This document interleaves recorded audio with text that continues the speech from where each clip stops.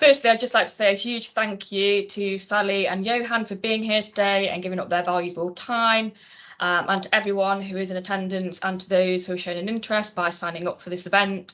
This session is being recorded and will be sent out afterwards to everyone that registered and to those that haven't been able to join us this afternoon. Your cameras and microphones have been disabled for this event. If you would like to ask a question, can you please post in the chat and we will come to the questions at the end of the session. If you are tweeting today about the event, please use the hashtag which is on the screen, which is UOD Open Access Week. And now I'm going to very briefly introduce Sally and Johan, and then I'll pass over to them for what I'm sure is going to be a very interesting and informative session. Until July 2022, Sally was JISC's open access expert working as support for Coalition S in all areas covered by Plan S, especially the Plan S Rights Retention Strategy. Prior to that, she was head of scholarly communications and research data management for the Bodleian Libraries at the University of Oxford. And there she managed the university's repository service for research outputs, Oxford University Research Archive, or AURA. And she also managed AURA data. She was previously e-services librarian and manager of the repository at the London School of Economics. And Sally remains a member of the UK Scholarly Communications Licence Group and is an ambassador, as I said, for Coalition S. Professor Johan Rooryck is Executive Director of Coalition S and a visiting professor at Leiden University. As a linguist, his main research interests lie in the interaction between morphology, syntax and semantics, and the relation between language and core knowledge systems. He is also the editor-in-chief of Glossa, a journal of general linguistics, which is a fully open access journal. So without further ado, I'll hand over to Sally and Johan. Thank you very much. Okay, so far so good.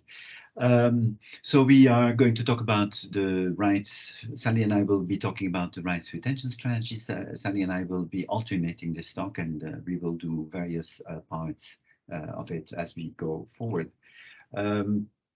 So first I will talk a little bit about Coalition S and Plan S. Coalition S is an organization of 28 organizations worldwide, an alliance basically between national funders. Most recent national funders joining us were NHMRC from Australia and Switzerland. We also have the European Commission on board with Horizon Europe, charitable foundations across the world, from the Wellcome Trust to the Templeton World Charity Foundation, and there's also another global dimension to it with the World Health Organization, Jordan, Zambia, and South Africa. Just to give you an idea about our outputs and inputs, the members of the coalition jointly invest about 35 billion euros in research funds per year, which yields an output of about 750,000 articles a year. That may be relatively little in the grand scheme of things, of 2 million articles a year, or 2-3 million articles a year. But of course, since our authors are selected for their grants, the impact of their articles is often greater than the mere numbers. Now, something about Plan S, perhaps first. Plan S itself is not a policy, that's very important to note, but it's a set of principles, a set of 10 principles that Coalition S funders have agreed to align on and to develop policies for. So that means that not every funder executes Plan S in exactly the same way. We have common policies, we try to align these policies, but depending on the local context, these policies may differ or may start a little bit later than in other jurisdictions. The one strong principle that Plan S is predicated on is that all peer-reviewed publications funded with public money must be published in immediate and full and immediate open access without an embargo. No matter how, I mean, but if it's gold or green or diamond, or as Sally would say, whether it's polka dot open access, we don't care, as long as it's open access and it's immediate. And it has to be with a CC BY license. That is another requirement that we ask, and that is something on how to achieve that. That is something that we will be talking about today. So here I will hand over to Sally for copyright and licensing. Thanks, Johan. There are 3 routes to compliance with the Plan S grant conditions, and today we're going to be talking about Route 2, which is publishing in subscription journals. And this includes journals that offer an open access option. They're sometimes called hybrid journals, and those that fall under an open access agreement. And libraries often help researchers with this. Now, Plan S Principle 1 states that authors should retain the copyright of their publications and that the work should be published under an open license, preferably the CC BY license. And thinking about the retaining copyright, Simon Baines, the university librarian from Aberdeen, very eloquently described this by saying the best way to guarantee we can achieve open access to our research in all circumstances is to stop giving away our control over it. Now, what happens is that the author owns the original copyright. They don't have to do anything in order to keep that ownership. That is just automatically owned by them. This information is from the UK IPO website. And on there, it says that it's up to the author as the copyright owner for them to decide whether and how to license their work. And in doing so, they can decide how their work is used, which is great because it means that the author as original copyright owner has got control of their own work. However, what actually happens in practice is that the author is presented by a copyright transfer agreement or license to publish from the publisher, written by the publisher. Remember, they've chosen the words and the terms of those documents. And here you can see the two examples on the right of a copyright transfer agreement and license to publish. This is taken from a Wiley agreement. And they're almost identical.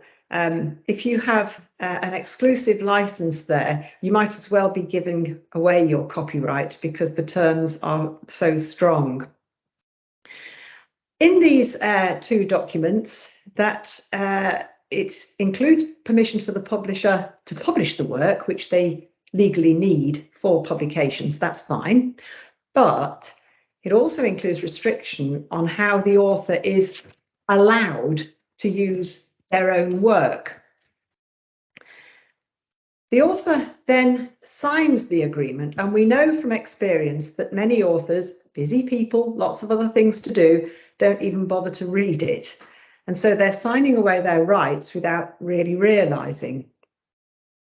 So, because the result of doing so is that the publisher has taken control of the rights to the work. And in both cases, the publishers grabbed the rights, even though, as you saw on the previous slide, the author as copyright holder and license grantor is able to control how to use their work. They just give that away. Now, Coalition S strongly believes that the author is and should remain the owner of the intellectual content of the article. And Johan's going to take a look at the Plan S rights retention strategy now. Yes, thank you, Sally. So I'll be speaking about our Plan S rights retention strategy. The principle of the rights retention strategy is actually very simple, as Sally has already said, namely that peer-reviewed author-accepted manuscript is the intellectual creation of the authors and belongs to them. And an author, in fact, can apply a CC BY license to that AAM arising from their submission. That is what we're trying to do. We believe very strongly that, you know, publication services do not entitle publishers to ownership of the AAM. Publication services, we can pay for publication services, but that not with the ownership of the AAM. And this is important because we believe that funders and universities should make sure that they keep the intellectual rights to the work that has been published by the researchers of the university. So I think this is becoming essential, not just in fact for publications, but also for data, software, other creative works that are created by the university community. And I think it is important that universities take a stand in that for reasons that I will explain later. So the main objective here is that the main objective of the rights retention strategy is that, of course, as I said, all research funded by coalitionist organizations is made open access with the CC BY license.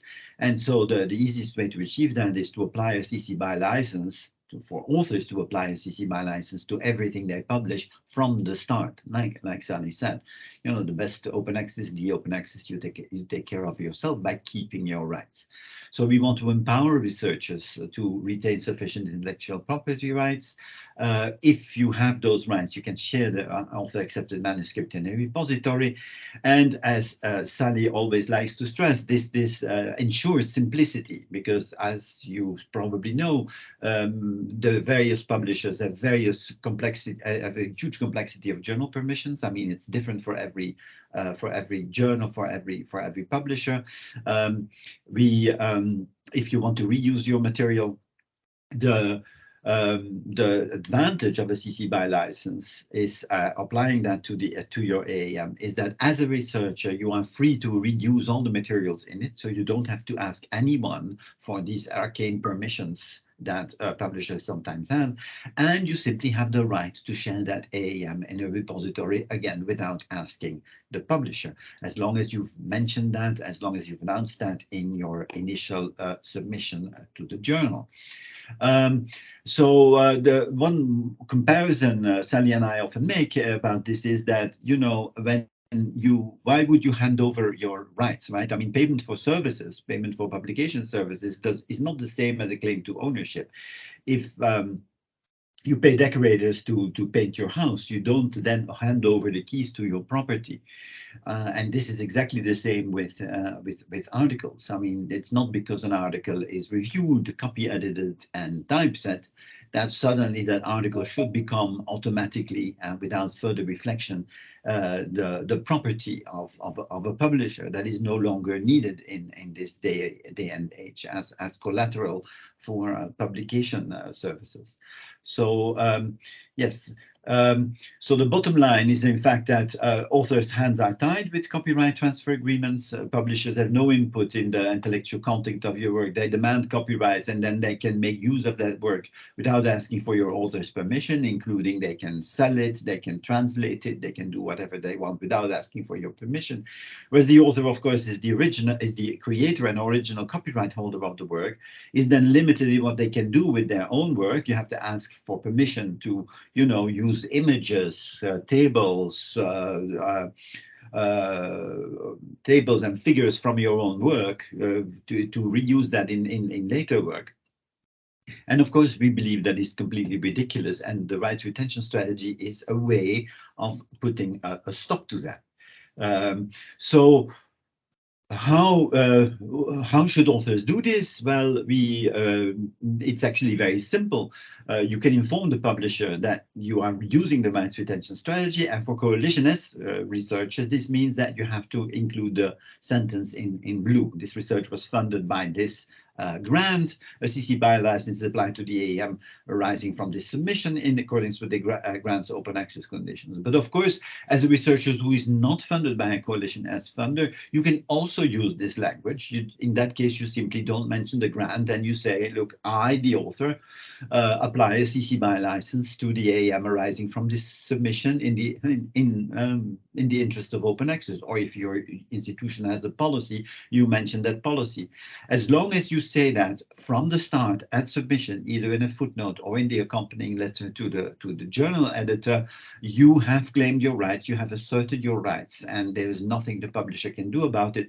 All they can do is decline your paper at submission, which almost no publishers have done until now. They do other things, we will talk about that in a minute, but in any case, applying the CC BY license gives you, as an author, the power to make that AAM open access in the repository upon publication. And of course, you should definitely contact your funder or your library in case of disagreement. Actually, at Coalitionist, the Coalitionist funders are very interested in hearing about the difficulties that authors have in applying the rights retention strategy, because then we can intervene or ask for clarification with the authors. Now, of course, publishers hate the rights retention strategy. That's very clear. They don't like this, so they will. What they have not explicitly said that they refuse articles coming with this language, but they will confuse authors. So they will say things like, you cannot use the rights retention statement when submitting to a journal. Well, of course you can. I mean, it's your right as an author, as the original copyright owner. Before proceeding with your submission, you must agree to pay an APC for publication. Well, that, of course, they can ask, but they are suggesting then that you enter into a contractual agreement. So you should be very careful to do this, because it's not always clear in these cases whether your funder will pay for that out of their grant. For instance, if this is in a hybrid, so-called hybrid journal, the Coalition S funder will not pay. Or the publisher will ask you to sign a separate contract. They will say, okay, you have the rights retention strategy, that's fine, but sign another contract here saying that you will respect an embargo. And then, of course, as a Coalition S funded author, you have signed two contradictory contracts. One contract with the funder that says, yes, I will make my work available in full and immediate open access, and another one with the publisher that says, no, I will not do this. So that, of course, you should be very careful about not doing that, because as a Coalition S funded author, because you could be in legal trouble for being in having these two contracts. So just beware, be very careful when you submit to a publisher. So we believe that publishers are knowingly putting authors wishing to use the rights retention rights retention into a difficult situation with contracts that can contradict the grant agreement. Sometimes even we've heard of cases where publishers try to delete the rights retention language from the article. Note, by the way, that this is no use, because the rights retention language has been asserted in the contract with the author. The author has announced it in the first version and can show this. So deleting it at the end will not change anything.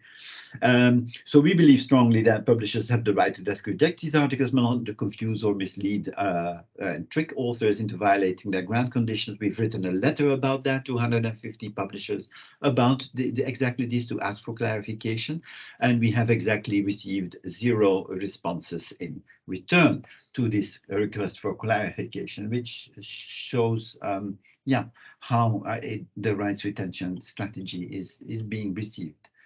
Things are changing, though. We have written this letter about opaque communication. That's I think quite important.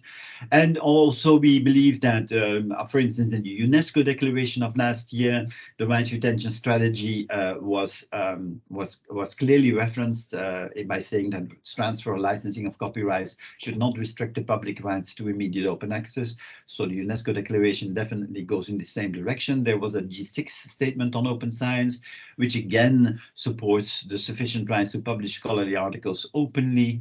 And we have also seen that EUA has made this. EUA, an organization in Europe representing 850 universities, that they want universities to regain academic sovereignty over the publishing process, and want to apply, strongly encourage their members to apply the rights retention strategy where possible. The OSTP memo also references this more indirectly, I believe, by saying that funded research should be made available and publicly accessible in agency designated repositories. I am of the opinion that it will be very hard to realize this without the rights retention strategy, but of course I could very well be taking my wishes for reality, so I will not do that. But indeed, we see that the same direction of travel is announced by the OSTP memo from last August, and hopefully the rights retention strategy will also get some traction in the US. Thanks, Johan. Colleague Paul Rigg at Birkbeck University of London, who might even be on this call, said very beautifully that rights retention specifically acknowledges not just the hard work, but the ownership of the expression of ideas by researchers. And this is why it's really important for institutions as well as funders to help authors to retain their rights. Now, a lot of you have probably come across the fact that in 2008, Harvard, their Faculty of Arts and Sciences, voted unanimously to give Harvard itself a non-exclusive, irrevocable right to distribute the scholarly articles for any non-commercial purpose. And this is a rights retention based policy for the institution. And what took off at Harvard has been extended across other universities. There's a rather nice list that Peter Suber made, which I've put there. There's a link there, and we can share our slides afterwards, so don't really have to write it down. But yes, there are lots of institutions that have picked up this type of policy. Thanks, Johan. We've seen the Arctic University of Norway. Their UIT, they've adopted a policy this year, and this policy includes a rights retention aspect. It says, for employees and students wishing to publish in academic publication channels that have subscription-based access, UIT's infrastructure for self-archiving, that's green open access, shall ensure open access to the academic literature. And then, thanks, Johan, we've seen a similar step being taken at Edinburgh University, where members of the university have agreed a rights retention policy to allow University of Edinburgh researchers to make their journal articles and conference proceedings available on an open access basis, as required by research funders under Plan S. But it also, of course, with it being an institutional policy, covers non-funded researchers as well. The University of Cambridge has initiated a similar policy by running a rights retention pilot that will inform future policy. And we know that lots of other universities are queuing up to do this. The two that I have just spoken about have issued reports recently, which are freely available there, on their progress with their policies. It's not been 100% plain sailing, but the great thing is, particularly if you read the Edinburgh report, how many articles they are making open access in their repositories over and above the normal ones that would be made available there. And other universities that are adopting institutional rights retention policies include Sheffield Hallam and the Norwegian University of Science and Technology. Again, some great write-ups of these policies on the Coalition S blog there, which I commend to you all. And other institutional policies in the pipeline include the University of Oxford, that will be launching its rights retention pilot in 2023. So you can see that they're coming thick and fast, and it's really significant that all this is happening, and it signals that researchers and their institutions are basically, they've had enough of critical rights to the valuable assets of the institution and of those researchers being freely given away, not just to the disadvantage of the researchers, but of the institution and society in general. Thanks, Johan. So thinking about what universities can do to support their researchers in this space, firstly, they can work, research administrators and academic departments well advised to work closely with their libraries, where there are often expert staff in matters around open access, copyright and licensing. So if you haven't already, make that link. Some publishers are trying to make things difficult for researchers, so don't tolerate pushback from external third parties that causing compliance difficulties for researchers, and if necessary, involve legal services. These are, you're paying for a service there, so it seems wrong to not be able to complain that you're not getting the service that you want. Thirdly, to look down the other end of the telescope. Open access and rights retention is often seen as a compliance matter. In fact, it's a benefit for the researchers and the institution. So if you see it like that, and this is something that's good for them rather than as a sort of box ticking exercise, it's so much better. And I would even suggest that having an institutional rights retention policy should be viewed not just as a sort of optional extra nice to have. It ought to be part of the university's fabric along with the health and safety policy and, you know, the examination regulations and those sorts of things. It's a sort of no-brainer in a way. If not already in place, libraries and others can raise awareness of copyright and licensing with authors. I mean, some of us have been doing this for an awfully long time, but keep going, keep fighting the fight. And finally, universities can adopt an institutional copyright and rights retention policy similar to that at Edinburgh, Cambridge, and all the rest to help their own researchers retain their rights. And to help with this, Plan S, Coalition S has provided some resources that you can use. Thanks, Johan. There's template wording for authors to use before submission to get clarity on what the publisher's position is on accepting items with rights retention wording in it. You know, is it going to be difficult or not? If they miss that, there's a second one that can be used when the covering letter goes in along with that. There's a quiz that you can do, and there's a short video about rights retention. Then, as well as that, thanks, Johan, there are some resources for librarians. There is some slides that you can use, CC BY license, of course, and other bits and bobs there. Please feel free to use and adapt them as suits your own institution, rebrand them, whatever you wish to do and whatever helps. And if you've got any suggestions for further resources, please get in touch.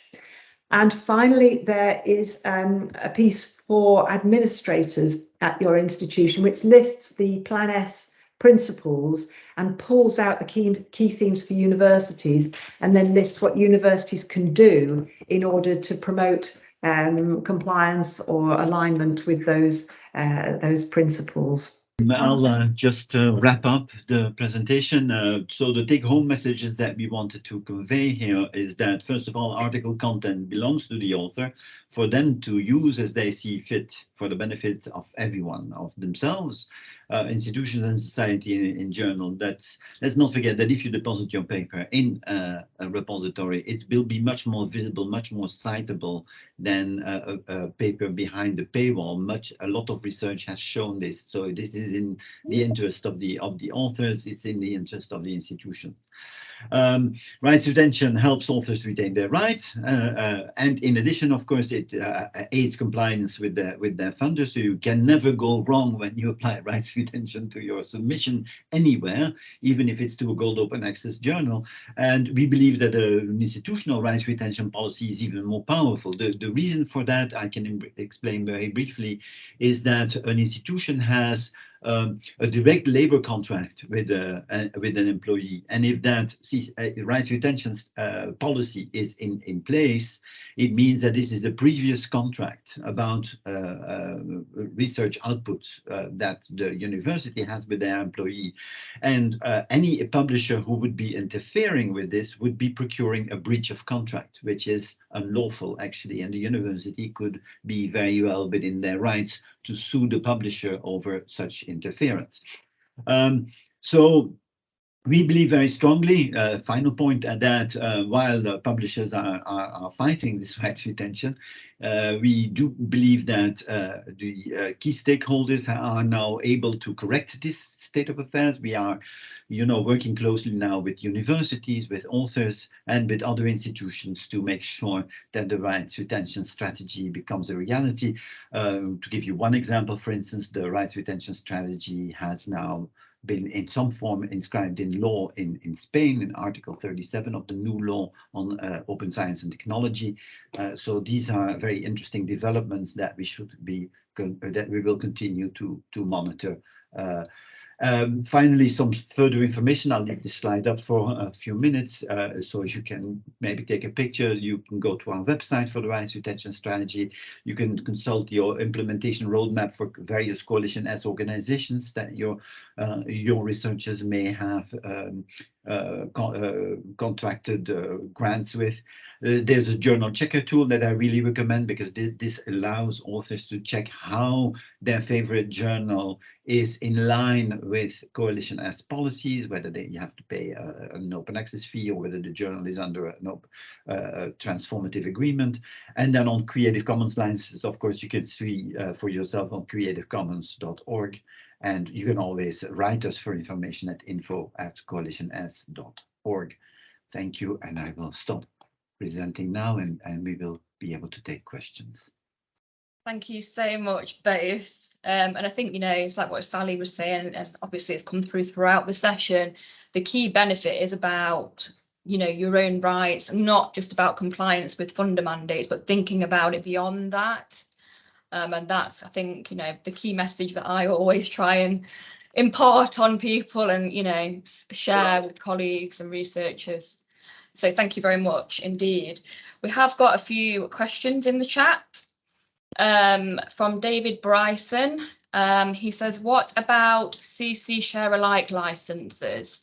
And what is going to be the impact on author royalties, for example, ALCS and DACS? Annie, can you take that one? Yeah, CC share alike licenses. I mean, yes, they're a good thing, and they're obviously they try and encourage ongoing openness. So, I don't have anything against them. I think, I mean, obviously it comes down to funder policies and what they choose to do. But I think the one thing with them is that they can cause problems when items are being mixed in different works.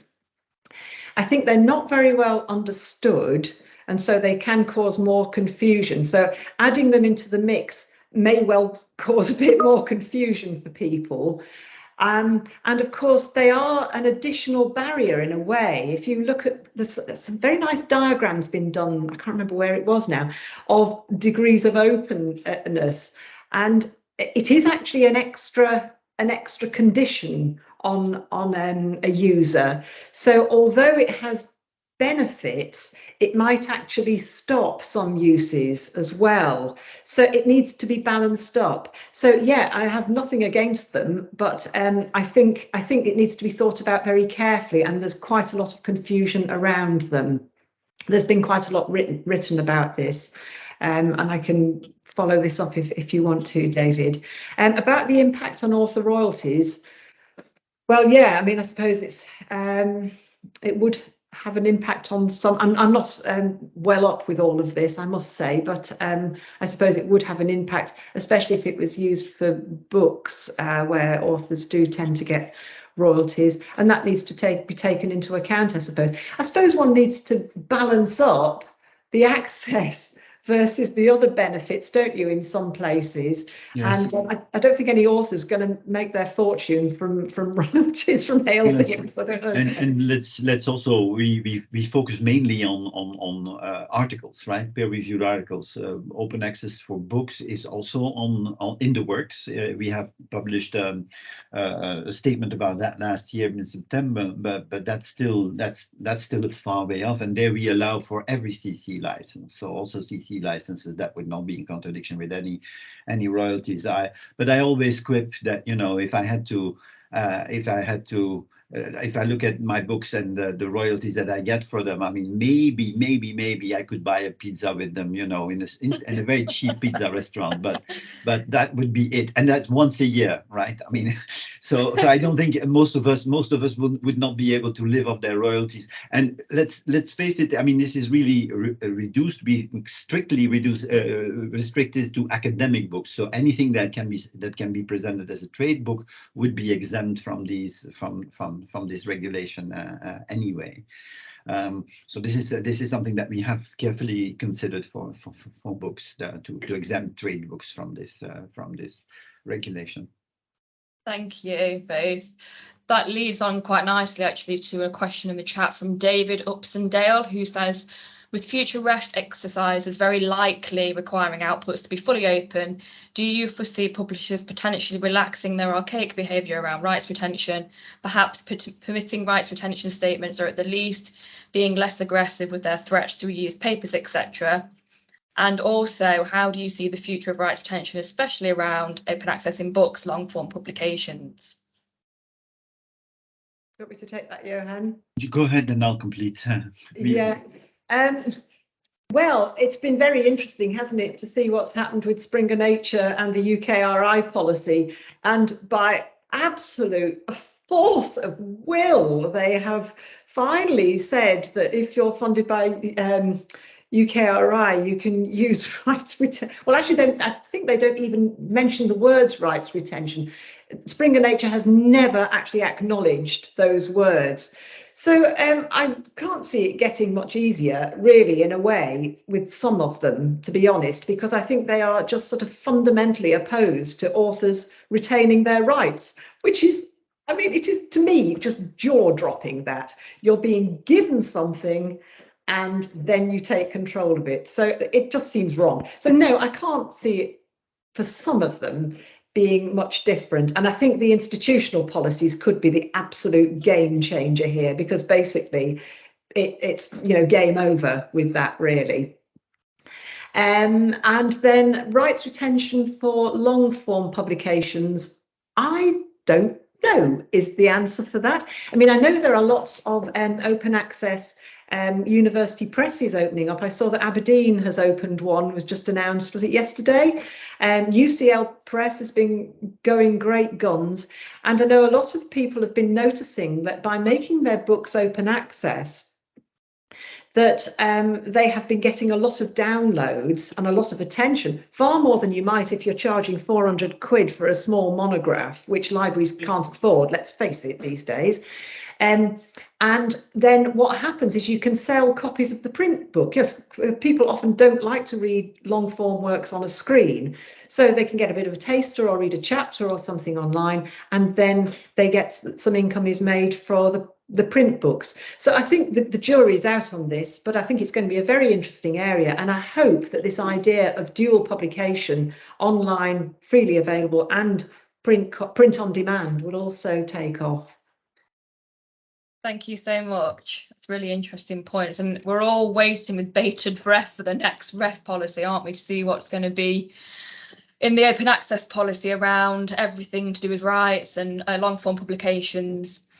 Leanne Stennett earlier mentioned about, you know, some authors don't necessarily mind that they're giving away their rights because they're interested in getting published in a journal. Impact factor, you know, they're more concerned with those sorts of prestige elements. She says, as an administrator, it's sometimes difficult to intervene, which, yes, it is. Has anyone experienced legal issues with a publisher? I suppose this is more to everybody that's here today, in relation to rights retention, and how do they deal with this? I mean, yeah, this is definitely something that we would be very interested in hearing about. Yeah. I mean, you know, it doesn't have to be just one way. So if anybody has had some trouble, we would like to hear about this, so as to be able to offer some advice. But the other question was, I'm sorry. It was to do with, you know, well, it was more a comment that researchers are kind of potentially more invested in prestige. Yes, well, and that's actually an important question, because this is actually something that is going to change in the next 5 to 10 years. As you know, Coalition S was the first to state in the Principle 10 that they would consider completely changing the prestige, all right? No longer taking into account the prestige of journals, the impact factor, and so on, working towards using narrative CVs to evaluate researchers and the intrinsic merit of the paper in grant evaluations. That has now blossomed into a much broader initiative from the European Commission that has been formalized in an organization called COARA, Coalition for the Change of Research Assessment, very, very broadly, which is going to consider a much broader set of inputs for assessment. So we are going to slowly move away from this ridiculous rat race, academic rat race that we were living in for the last 10 to 15 years, where, you know, the only thing that counted were the articles that you published in these very high prestige journals. And that is definitely something that will change going forward. So we are going to live in a world where journals are will be considered much more in a much flatter way, where we will no longer take into account prestige, but the content of the articles themselves. And there's very interesting initiatives in that direction taking place. For instance, what Mike Eisen has been doing with eLife, I think, is quite interesting, providing these short summaries, for instance, for articles that would allow you at a glance to see what an article is worth. I think that's an extremely interesting development, which could be extended, I think, to other journals as well. It's something that I, for instance, will be forced to think about for my own journal. Of course, it's more work for the editors, but these are, I think, very interesting ideas that allow you not when you're an evaluator, not to necessarily read every single letter the author has ever written, but that you could at least have an overview and an independent overview of what the quality, the intrinsic quality of the papers of a particular author is. So I do think there's very interesting developments going on there that will completely transform academic collaboration and academic publishing in the coming years.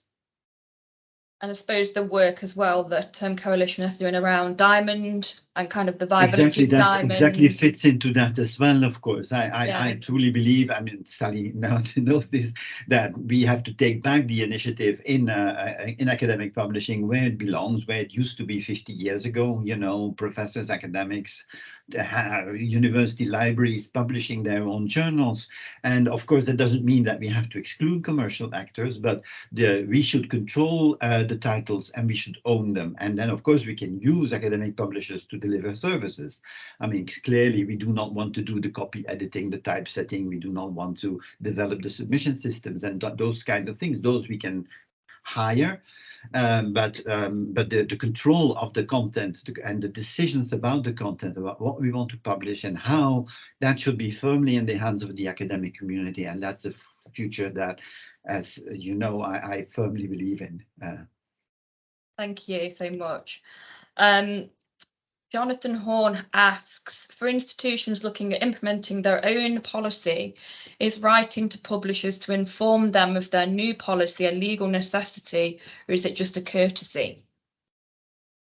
The publishers need to know, basically, and particularly if you're implementing a policy, you do need to tell the publishers and let them know about it, because then, first of all, they know to accept something from your institution with that. And also it gives you this whole idea, what Johan was saying about breach of contract. You know, they need to know that there's a pre-existing contract there with the author. Now, Coalition S did this, as you may well know, when they instituted their rights retention strategy. And I believe that Edinburgh and Cambridge did exactly the same thing. You know, and you can publicize it on websites and webinars and Twitter and all those sorts of things as well. But yes, they do need to know. And then when an item comes in from a submission from an author, they need to know it's funded by that funder that's got that policy, or is from that institution that's already got a policy. So there are 2 points where publishers do need to know in order for it to work.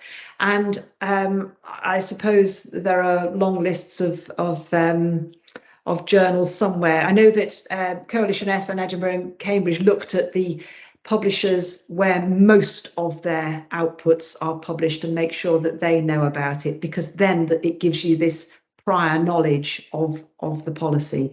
So yeah, it's a bit of a job, but I would say necessary for it to work. Thank you. I suppose one of the ways of kind of looking at where people are publishing might be to use the repository in some way, report on, you know, what's being uploaded. That might be one way of doing that, I suppose. I've got a couple of questions. We were talking about it a little bit at the beginning of the session, but I was wondering if you could talk a little bit more around, you know, the recent memorandum from the United States and how you kind of see that developing potentially in relation to rights retention moving forward. I'm sure there's lots of interested parties here. Shall I start, Sally? Is that okay? Yeah, you carry Yeah, on. I mean, of course, we've been in contact with some of the agencies about this. I mean, they are thinking about what they want to do. I mean, very clearly, the memo was written in a very general way. It didn't stipulate CC BY, for instance. It said, look, I mean, all the outputs have to be in a repository. We will strengthen the repositories to that effect. So the agencies, 400 agencies now have to come to an agreement about this. This is about a lot of, and they have to come, they are under time pressure, so they have to come with a solution before February. So given the fact that, for instance, things like transformative agreements in the United States are much harder to reach. I mean, they're only possible for the bigger actors like California, like MIT Press, or maybe even the Big Ten. But for smaller university libraries to have to conclude transformative agreements with all of these publishers is going to be a logistical nightmare. I mean, I wouldn't want to be in that library.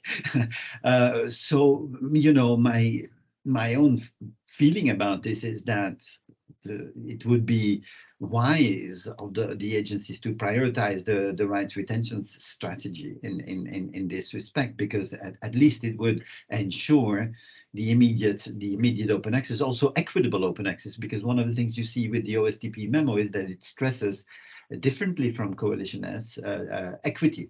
So it stresses that every American citizen who pays their taxes should have access, and even those who don't pay their taxes should have access to the results of scientific research, right? So that's a very powerful memo, and so the equity aspect is something to consider. And again, it's something that I think is afforded by not that many solutions, right? I mean, again, it's something that is more easily afforded by a rights retention strategy policy coupled with a very strong repository policy by the various institutions than by very costly and time-consuming transformative agreements, or by article processing charges, which are also very high.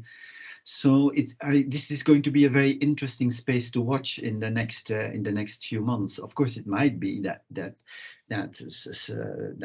we see different developments of the ones that we're hoping for, at least from our perspective. But I think it's going to be very hard not to use any rights retention strategy at all going forward. We guess that the American government is getting very, very strong lobbying from the big publishers who employ people. We know so. We know so because we know that the biggest publishers have several lobbyists, full-time lobbyists working in Washington. So, yeah, and we already have heard about the very strong pushback from some elements of Congress against the Nelson memo. But we will see how things develop. Thank you so much. So interesting to be in this position now, like you're saying, just to see how it will develop moving forward. Yeah, because clearly there is alignment. I mean, you know, you have to be blind not to see the alignment between the statement of OSTP and our own statement. So this, at least there is alignment there along the same principles. It has open access has to be immediate. It has to be without embargo. And in addition to that, they stress the equity aspect, which I think in an American context is particularly, and also in a global context, is very important. Yeah, absolutely. And the other question I had was regarding the UK Scholarly Communications Licence and whether that can be used, you know, instead of kind of having individual rights retention policies, whether that could be used more to enforce rights and kind of, you know, have that more of a university or institutional stance on copyright and retaining rights, whether you think that might be not an easier route, an alternative route for institutions. Yeah, Sally? I mean, yes, I mean, it's certainly still there. And it's been really interesting, I think, how the discussions on that has really sort of fed into all these institutional policies that you're seeing now. I think, and I'd have to go back to it, but I think the policies that are coming out now have been sort of honed to be very much of the moment, you know, and what works now. And I don't think that dismisses the scholarly communications license, and you know, perhaps that has sort of done its job? I don't know the answer to that. You would need to sort of speak to those involved in developing it. But I would say that certainly the people that I've spoken to from institutions who have developed their own institutional policies, which, let's face it, are very similar to the UK SCL, are very happy to talk to other institutions who are thinking of this. And I think there is definitely strength in numbers. And one of the things I have heard is that, you know, oh, I'm from a very, speaking metaphorically, I'm from a very small institution. I haven't, you know, got a legal person who's like half a person on a Friday afternoon. I haven't got the support and so on. But I think, you know, this is really important, and it's not just important. We're talking about articles here, aren't we? And conference papers mainly. But you've got to look further down the line. You've got to look at the far horizon, and you can see what's happening. You can see that publisher control is coming in now upstream as they buy up preprint services and all that. And as we move towards more open science, registered reports, micro publications, all the other myriad of types of outputs that we're going to be seeing, you know, it's really important to get this going now. Get it now so that authors retain their rights on articles, do the simple bit, and then it can be expanded. Because otherwise, I used a quotation in a blog I wrote a while back. I'm a keen walker, right? And I'm very proud to say this. My great uncle was on the original mass trespass in 1932 in the Peak District, where they went and they wanted access to the land, right? Yeah. Now, one of the quotations that I used was that the closure of the land crept up on us over a period of about 100 years. People didn't notice that this ownership of the land and the fact that access was being closed down happened. And before they knew where they were, they had a few designated footpaths that they were allowed to use. Now, this is what's happened with publishing, you know, and owner content. Let's get this sorted now while we can. And I appeal to every institution on this call to say, please look at this. It should be part of your fabric of your university, along with all your other statutes and regulations and all that. It should be part of that. This is beneficial for the university. It's beneficial for your authors. It's their right. And also in doing so, as we've been speaking, it's benefit to society in general and global society as well. So let's get this sorted now at this level. And then as you go forward with open science and we get all these different types of things coming out, then authors can know that they own that. They can own their peer reviews. They can own all the stuff that they write. There was something on Twitter today about a letter that somebody had written. Can't remember which journal it was now, but it was a rebuttal to an article. And they signed over the copyright to the letter, you know, and it's like, and then the retraction didn't happen and didn't happen and didn't happen. So, you know, this sort of thing is really important for scholarship. I'm sorry, I'm getting all ranty, but I feel quite strongly about this. No, we like ranty people, Sally. Passion, fighting the good fight. We've got one. No, I think that's it. I think that's all the questions that have come in today. If any more questions come in afterwards, are we all right to send them to you to be answered by email? Is that okay with you? We'll do, gladly do that. Yes. Fabulous. Thank you so much. It's been so interesting, and it's great to you know, have you both here today, show your passion. And I'm sure everybody that's here in the room as well has got just as much passion. You know, we want everything to be as open as possible. And, you know, that's the future, isn't it? The future is open. And I think, you know, the further we get along down the line, the older practices are going to just kind of have to go, you know, because they'll get left behind, won't they? I think the people and the practices and the you know, the organisations that don't want to kind of move forward with the times will just come to a halt, hopefully. Yes, yeah, thank you very much for inviting us. It was a pleasure. We had good questions, nice discussion. Really appreciated it. So Thanks so much for being here. And Teams held up. Yes, yes, we didn't have to go over to Zoom. Yeah. So yeah, just to wrap up, to say thanks everybody for being here. We will send out the recording afterwards. If you have any more questions, please do send them to myself, and I'll send them on to Sally and Johan for answering. Thank you so much. Thank you. Okay, Thank you. goodbye. Bye. Thank Bye-bye. you.